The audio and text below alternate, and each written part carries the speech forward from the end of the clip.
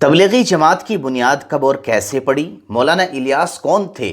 اس جماعت کو بنانے کے پیچھے کیا مقصد تھا؟ کیا یہ جماعت اپنے مقصد میں کامیاب ہو پائی یا اپنے مقصد سے بھٹک گئی؟ یہ ساری باتیں جانیں گے اس ویڈیو کلپ میں، اس لیے آخر تک ہمارے ساتھ جڑے رہیں۔ مولانا محمد الیاس کاندھلوی رحمۃ اللہ علیہ بر صغیر پاک و ہند کے ایک ممتاز عالم دین اور صوفی بزرگ تھے۔ ان کا شمار ان علماء میں ہوتا ہے جنہوں نے اپنی زندگی اسلام کی خدمت کے لیے وقف کر دی اور جنہوں نے مسلمانوں کے دینی شعور کو بیدار کرنے میں اہم کردار ادا کیا۔ مولانا الیاس کاندھلوی رحمۃ اللہ علیہ سن 1885 عیسوی میں ہندوستان کے علاقے کاندھلا میں پیدا ہوئے۔ ان کا تعلق ایک دینی اور علمی گھرانے سے تھا۔ ان کے والد حضرت مولانا اسماعیل کاندھلوی رحمۃ اللہ علیہ ایک جید عالم دین تھے اور ان کے بڑے بھائی مولانا یحییٰ کاندھلوی رحمۃ اللہ علیہ بھی دارالعلوم دیوبند کے مشہور اساتذہ میں سے تھے۔ مولانا الیاس نے ابتدائی دینی تعلیم اپنے والد اور اپنے بڑے بھائی سے ہی حاصل کی اور بعد میں دارالعلوم دیوبند میں آپ نے داخلہ لیا، جہاں آپ نے قرآن، حدیث، فقہ اور دیگر اسلامی علوم میں مہارت حاصل کی۔ مولانا الیاس کاندھلوی کی زندگی کا سب سے بڑا کارنامہ تبلیغی جماعت کی بنیاد رکھنا ہے۔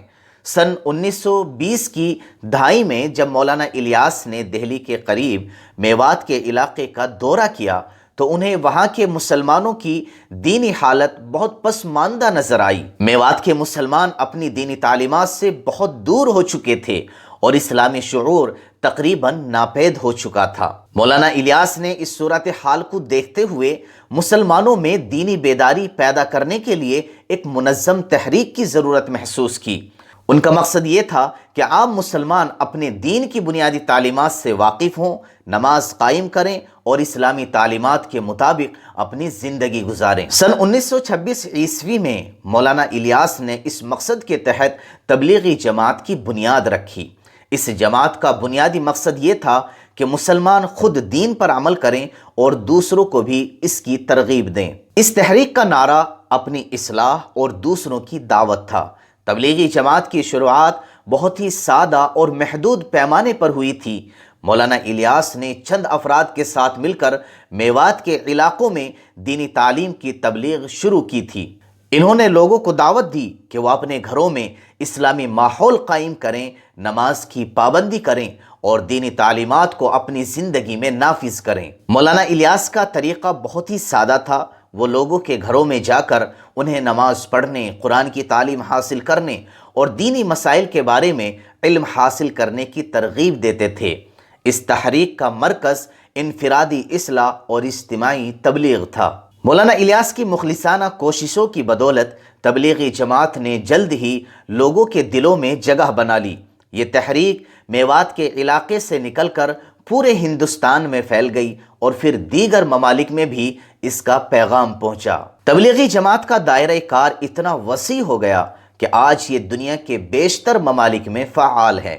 تبلیغی جماعت کے کارکنان چھوٹے چھوٹے گروہ کی شکل میں مختلف علاقوں کا سفر کرتے ہیں اور وہاں کے لوگوں کو دین کی بنیادی تعلیمات سے روشناس کراتے ہیں۔ ان کا مقصد لوگوں کو دین کی طرف واپس لانا اور انہیں اسلامی تعلیمات پر عمل کرنے کی ترغیب دینا ہے۔ مولانا الیاس کاندھلوی نے اپنی زندگی کا ہر لمحہ دین کی خدمت کے لیے وقف کیا۔ ان کی قیادت میں شروع ہونے والی تبلیغی جماعت آج دنیا کی سب سے بڑی اسلامی تحریکوں میں شمار ہوتی ہے۔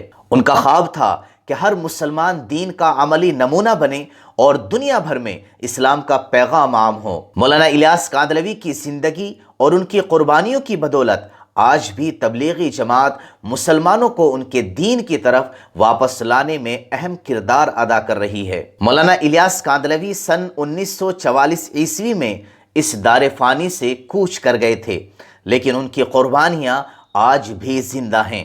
ان کی وفات کے بعد ان کے بیٹے مولانا محمد یوسف کاندھلوی نے تبلیغی جماعت کی قیادت سنبھالی اور ان کے مشن کو آگے بڑھایا۔ آج بھی تبلیغی جماعت دنیا بھر میں مسلمانوں کو دین کی طرف راغب کرنے کے لیے کام کر رہی ہے، جو در حقیقت مولانا الیاس کاندھلوی رحمۃ اللہ علیہ کی قربانیوں کا ہی نتیجہ ہے۔